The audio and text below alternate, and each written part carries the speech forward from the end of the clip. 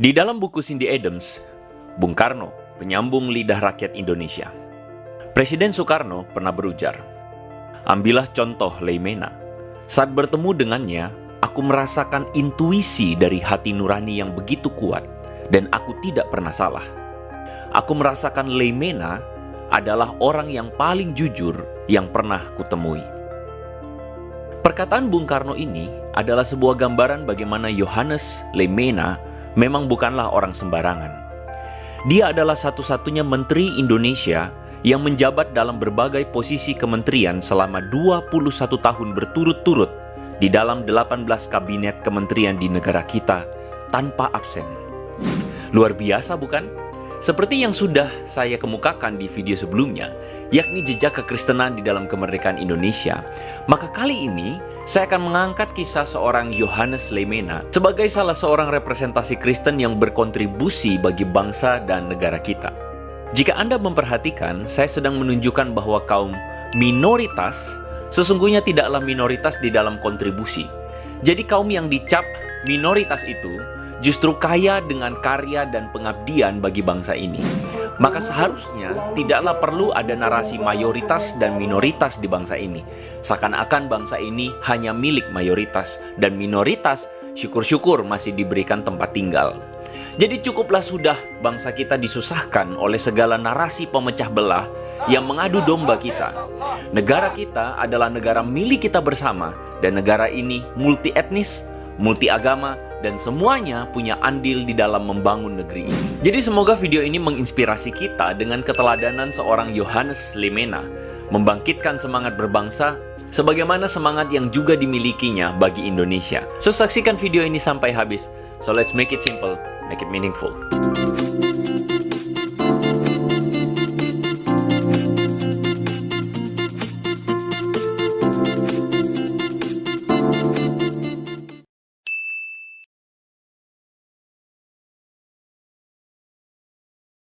Johannes Leimena adalah seorang putra Maluku. Dia lahir pada tahun 1905 di desa negeri Ema, Pulau Ambon. Berasal dari latar belakang keluarga guru, membuat Leimena muda ini tumbuh sebagai seorang intelektual. Di usia yang sangat dini, ia merantau bersama pamannya yang dipindah tugaskan ke Cimahi, lalu kemudian di Batavia. Berbeda dengan Amir Syarifuddin yang berasal dari keluarga bangsawan yang memungkinkannya untuk studi di Belanda, Johannes Leimena adalah murni didikan sistem pendidikan di dalam negeri. Bisa dikatakan, Leimena adalah buah dari kebijakan politik etis, yakni kebijakan balas budi yang mengharuskan pemerintah Hindia Belanda untuk membuka akses pendidikan bagi kaum bumi putra. Hal ini tidak terlepas dari peran Abraham Kuyper, seorang pendeta, teolog, sekaligus negarawan Belanda yang mendorong kebijakan balas budi ini. Nah, jika Anda penasaran dengan kisah yang memang tidak pernah dibahas di dalam kurikulum sejarah bangsa kita ini, Anda bisa simak di video jejak kekristenan ini ya. Oke, kita lanjut. Jadi, Leimena kemudian melanjutkan studi di Stovia, yakni sebuah sekolah pendidikan dokter pribumi. By the way lagi, Stovia adalah cikal bakal Fakultas Kedokteran Universitas Indonesia hari ini loh ya. Nah, Frans Hitipeau dalam buku Dr. Johannes Leimena, Karya dan Pengabdiannya, mengatakan bahwa rasa nasionalisme dalam diri Leimena begitu menonjol selama masa ini. Ia bergabung dengan organisasi pemuda Jong Ambon dan juga di dalam organisasi Christelijk Studentenvereniging atau CSV. Kedua organisasi ini penting karena bersama Jong Ambon, Leimena kemudian menjadi tokoh penting dalam Sumpah Pemuda tahun 1928. Sedangkan bersama CSV, Leimena terlibat di dalam diskusi bersama Amir Syarifuddin yang kemudian melahirkan kesadaran kebangsaan yang begitu kuat di kalangan para pemuda Kristen Indonesia. CSV inilah yang di kemudian hari menjelma menjadi organisasi GMKI atau Gerakan Mahasiswa Kristen Indonesia pada tahun 1950 yang juga dipelopori oleh Leimena. Nah, selepas dari Stovia pada tahun 1930, Leimena kemudian mengabdikan dirinya sebagai seorang dokter, dan pengalaman inilah yang nanti melatar belakangi pemikiran cemerlangnya di dalam membangun sistem pelayanan kesehatan di negara kita.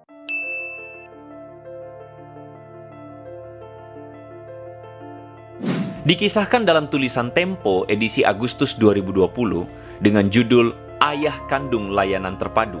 Peristiwa yang mengubahkan jalan hidup Dr. Leimena adalah peristiwa Lengkong tahun 1946. Kala itu, pertempuran tak sengaja yang dipimpin oleh Mayor Daan Mogot memakan korban jiwa 37 orang, dan Dr. Leimena turun langsung di dalam menangani operasi dan penanganan korban. Terpukul oleh peristiwa itu, Presiden Soekarno mendatangi Rumah Sakit Tangerang, dan disitulah ia berkenalan dengan Dr. Leimena.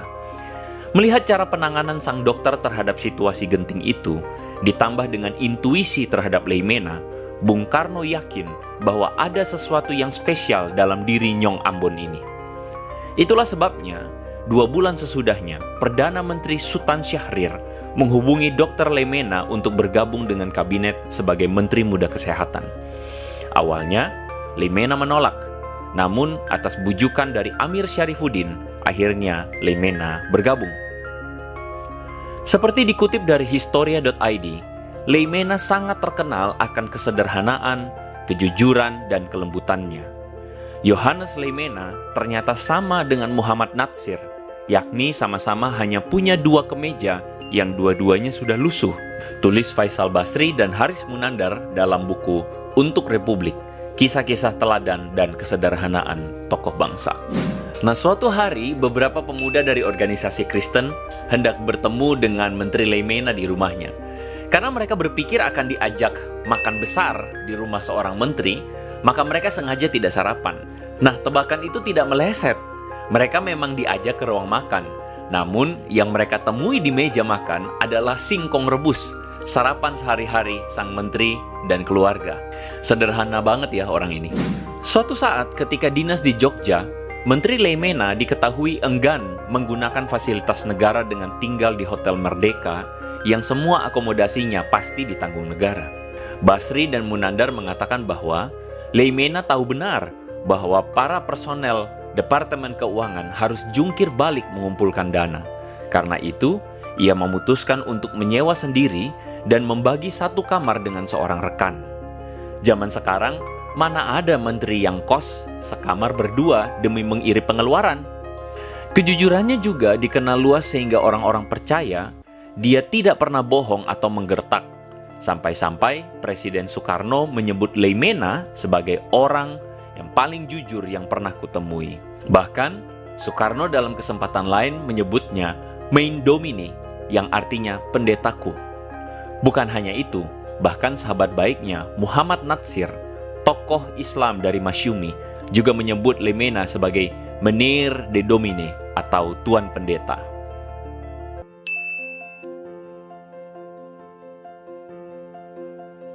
Sebagai seorang dokter yang terjun langsung dalam pelayanan kesehatan, Leimena begitu peduli dengan rakyat kecil. Pada saat Jepang masih menduduki Indonesia pada tahun 1943, ada sebuah wabah penyakit kulit yang cukup besar.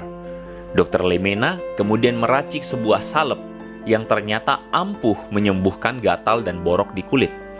Kabar obat mujarab ini pun menyebar dan banyak orang bahkan menjulukinya sebagai salep Leimena.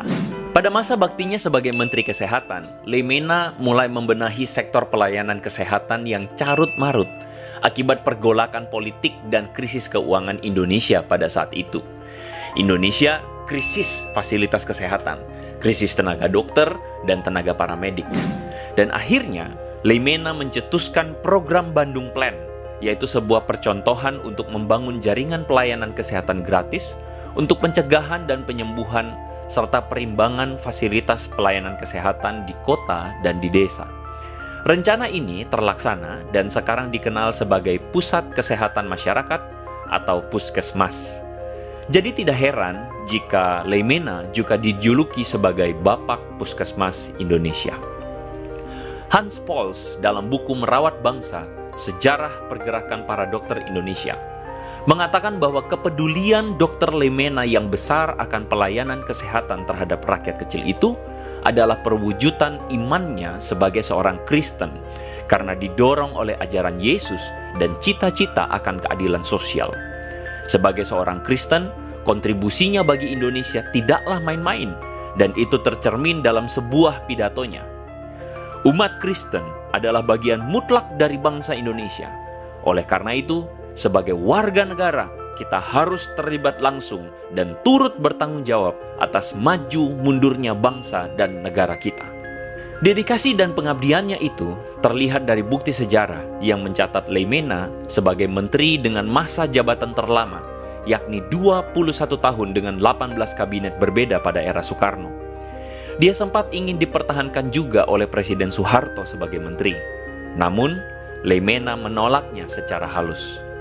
Meski demikian, dia masih diminta menjadi anggota Dewan Pertimbangan Agung hingga tahun 1973. Di akhir perjalanan hidupnya, dia masih sempat kembali menjadi dokter dan menjabat Direktur Rumah Sakit DGI Cikini. Leimena akhirnya wafat pada 29 Maret 1977 di Jakarta. Pada tahun 1980, Presiden Soeharto menggambarkan Leimena dengan berkata begini, "Kita melihat contoh pemimpin bangsa yang sampai akhir hayat tetap memberikan keteladanan dalam kesederhanaan hidup, semangat kerukunan, jiwa pengabdian, dan perjuangan untuk kepentingan bangsa dan tanah air." Yohanes Leimena, sang putra Maluku, akhirnya mendapatkan gelar pahlawan nasional pada tahun 2016.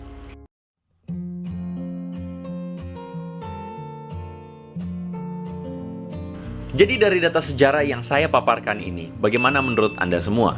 Seberapa besar kontribusi Yohanes Leimena bagi bangsa kita?